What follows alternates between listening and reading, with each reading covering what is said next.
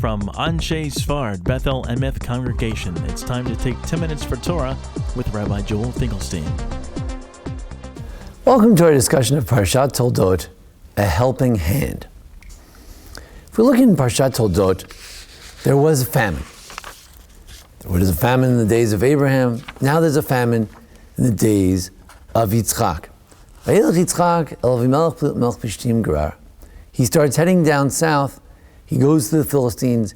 He goes, one way of going to Egypt is to go along the coast, a little bit shorter that way. He's heading to Egypt. Hashem stops him and says, stay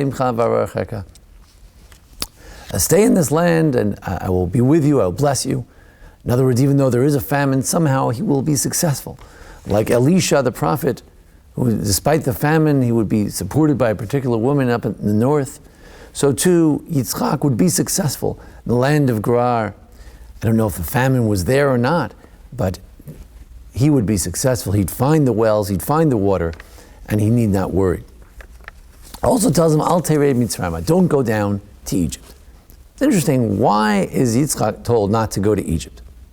Classic answer, Rashi, Ramban, Midrashim, is that Yitzchak is an olat mimah. Yitzchak is a holy offering. He was brought on the altar, although he was never slaughtered, of course, but nonetheless, he's a holy offering. And a holy offering must remain pure, must remain in the holy land of Israel. But we can also suggest other answers as well. Here, Avraham went down to Egypt. And what was the result of that? Well, Ramban says, Nachmanides says, that Avraham chet gadol bishgaga. Avraham did a tremendous sin, albeit it was a mistake, to go down to Egypt. He should have remained in the land of Israel. He should have trusted in God that the famine, he would survive the famine. He was, after all, in the land God had asked him to come to, commanded him to come to. Surely everything would be fine. He should have prayed. He should have trusted in God and should have stayed there. So if indeed Avraham should have stayed there, so then why did Yitzchak start going down? He thought, just like my father went down, I'll go down as well. But what happened as a result of Avraham going down? As a result of Avraham going down, the Jewish people were condemned to 400 years in the desert. Why, says the Ramban, was Avraham told that the Jews would be slaves for 400 years? After all, what did Avraham do wrong? And the answer is, he went to Egypt, his children would go to Egypt too. So now, turn to Yitzchak. And Yitzchak is about to make the same mistake. And sometimes, a person is about to make a mistake. God comes to the rescue and helps us before we even make that mistake. Before we even are approached by, before we even ask God to save us, He saves us.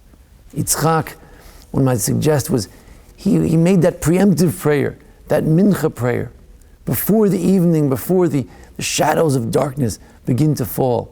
Yitzchak already made that prayer. And before he finishes his prayer is answered. Rivka, in last week, Parsha, she suddenly appears. And before he can make that sin of going down to Egypt yet again, he's told, no, stay here. There in Egypt, there in Avimelech land, in Philistine land, he thinks that things will be the same again. He better say that Rivka is his wife. But in fact, no one takes his wife.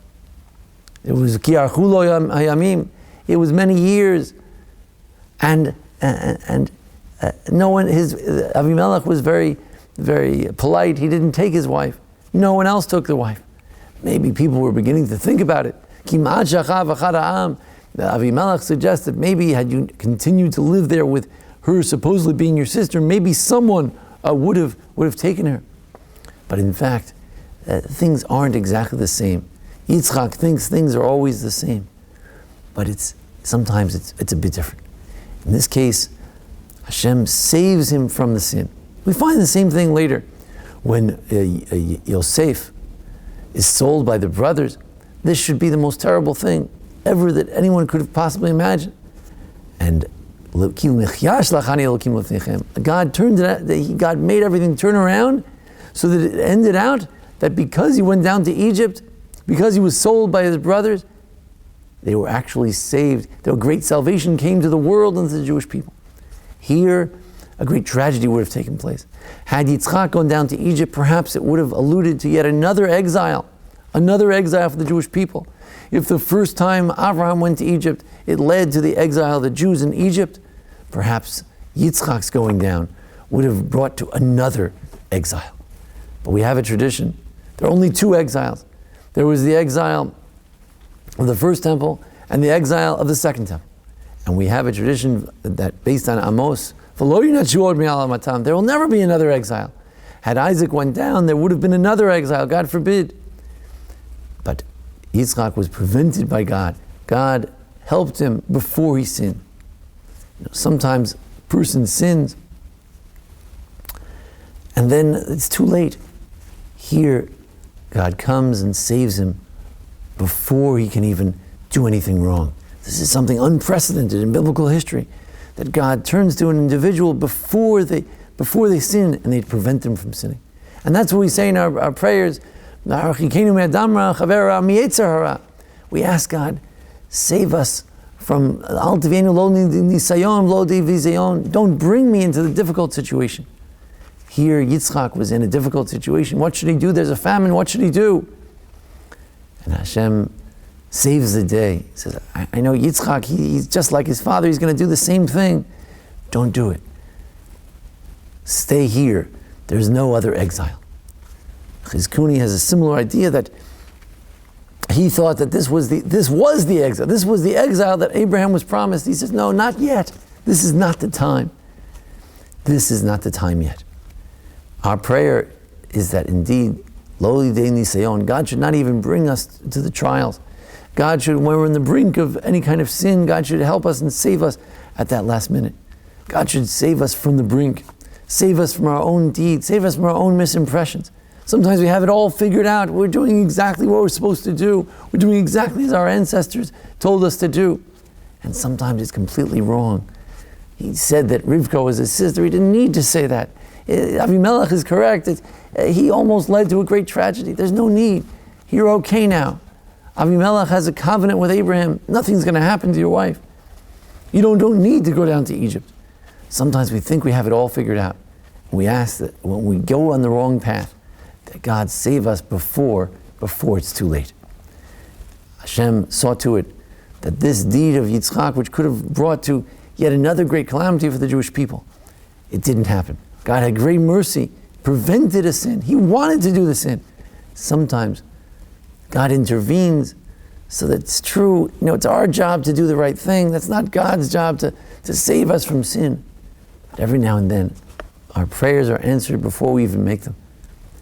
And indeed, the sins that we're about to do, God brings something about that indeed we're saved from it. Let us hope that indeed God will continue to save us from going on the wrong path. When we think we have it all figured out, let's listen to the still voices that tell us, you know what? I may have done it that way in the past, but that's not the right road for the future. And let us hope that God saves us from all kinds of errors and sins. Thank you for joining us here at the Anshe Sfard Beth Elameth congregation here in Memphis, Tennessee for our discussion of Parshat Toledot. Join us each week for a discussion of the Parsha, various holidays. Thanks to Jason Lefkowitz, our producer. Thank you. This has been 10 Minutes for Torah with Rabbi Joel Finkelstein. To learn more, visit ASBEE.org.